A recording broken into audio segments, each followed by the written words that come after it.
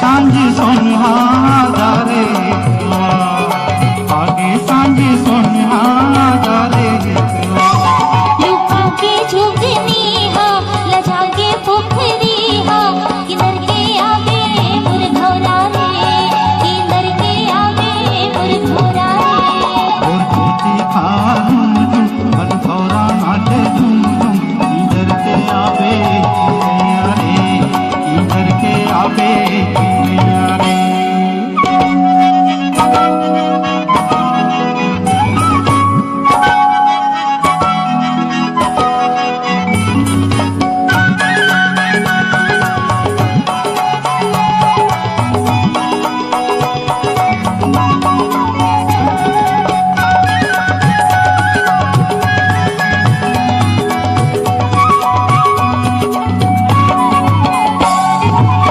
हर के संग नाचे मुर करिया करिया बादल के संग नाचे मुर करिया करिया बादल लोड़ ढाके चंदा मल मल के लुक राजा लोड़ ढाके चंदा मल मल के लुक राजा ते जारे गल्ला जारे संगे माँ पानी लागे किधर के आवे मुर घोरा रे किधर के आवे मुर घोरा रे खेती खालू मन भौरा नाचे झुम झुम इधर के आवे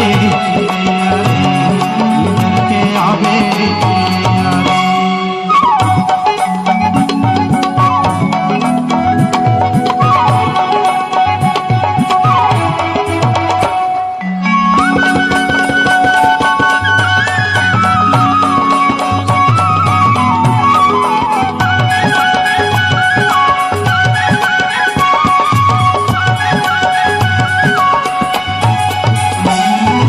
जन्म जन्म मोर धर मोर मन के आधार जन्म जन्म के मोर जीवन धर मोर मन के आधार रानी के सर मोर बगिया के फूल गोला छाया रानी के सर मोर बगिया के फूल गोला छाया नहीं बोले दोनों संग संग जैसे गंगा जमुना संग संग किधर के आवे मुर घोरा रे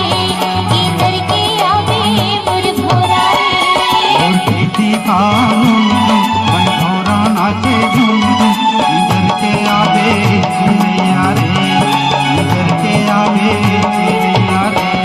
मोर पैरी बाजे झूम झूम मन भौरा नाचे झूम झूम किधर के आवे मुर घोरा रे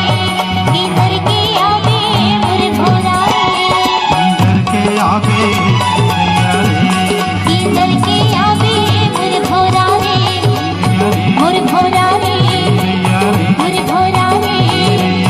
मुर घोरा रे मुर घोरा रे मुर घोरा रे मुर घोरा रे के बीच में जब हमन खेती खार में मिलते तो कतना सुंदर ये गीत होते और वही नायक हा एक बार जब नाराज हो जाते अपन नायिका से और ओकर माया में कतका विपुर होके बैहा बन जाते भूतहा बन जाते और वहाँ बाजार जाते हुए अपन नायिका ला का कहते ये गीत के माध्यम से ये संगीत के बगिया में आओ आनंद लो ओकरे से कहतो मन भर के मन हा पिरावत है संगी मन भर के मन हा पिरावत है संगी पीरा के कोठी सिरावत है संगी पीरा के कोठी सिरावत है संगी आंखें के आंसू पूरे नहीं सबर दिन